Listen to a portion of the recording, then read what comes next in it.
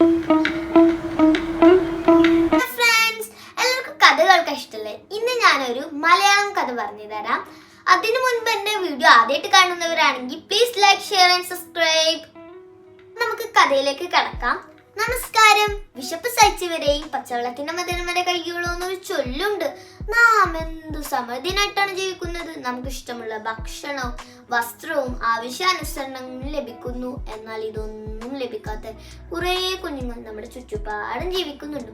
അങ്ങനെയുള്ള ഒരു ബാലന്റെ കഥയാണ് ഞാനിവിടെ പറയാൻ പോകുന്നത്. കഥയുടെ പേരെന്താണെന്നോ? ആകൃതം. ഒരിടത്ത് ഒരു കൊച്ചു ഗ്രാമത്തിൽ ഓലമായ കൊച്ചുകുട്ടി ഒരു ബാലൻ ജീവിക്കുന്നുണ്ടായിരുന്നു. അവന്റെ പേരാണ് കുട്ടൻ. സ്കൂൾ ജീവിതം എന്താണെന്ന് പോലും അവൻ അറിഞ്ഞിരുന്നില്ല.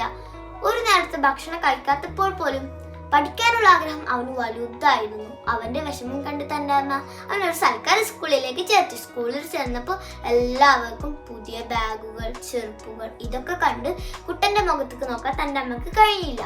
അന്ന് അവിടെ വെച്ച് കുട്ടൻക്ക് ബാബു എന്ന സുഹൃത്തിനെ ലഭിച്ചു.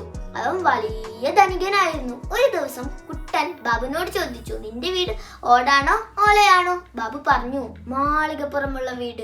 കുട്ടൻ അതിശയത്തോട് ചോദിച്ചു, മാളികപ്പുറമുള്ള വീടോ? അത് എന്താ? ബാബു പറഞ്ഞു, നീ അങ്ങനത്തെ വീടൊന്നും കണ്ടിട്ടില്ലേ? ഒരു ദിവസം നിന്നെ കൂട്ടി എന്റെ വീട്ടിലേക്ക് യാത്രയാവും. ഒരു ദിവസം കുട്ടൻ ബാബുവിനെ കൂട്ടി തന്റെ വീട്ടിലേക്ക് യാത്രയായി. വീട് കണ്ടതും കുട്ടൻ അതിശയത്തോട് ചോദിച്ചു, ഇതെന്താ കൊട്ടാരം പോലെ ഉണ്ടല്ലോ? അവർ വാതിൽ തുറന്നതും ബൗ ബൗ. കുട്ടൻ പേടിച്ചു പോയി. കുട്ടൻ നോക്കിയതും അങ്ങനെയുള്ള മറ്റൊരു വീട്. അതിൻ്റെ ഉള്ളിൽ വലിയൊരു പട്ടിക്കുട്ടി.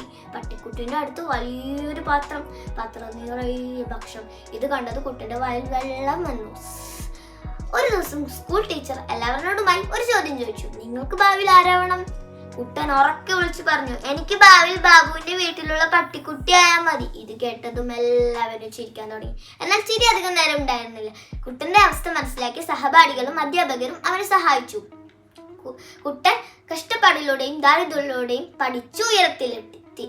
കൂട്ടുകാരെ, ഈ കഥയിൽ നിന്ന് എന്തു മനസ്സിലാക്കി? ആഗ്രഹങ്ങൾ ഉണ്ടെങ്കിൽ മാത്രമാണ് ഉയരത്തിലെത്താൻ കഴിയുകയുള്ളൂ. കുട്ടന്റെ ജീവിതം നമുക്കും ഒരു പാഠമാവട്ടെ.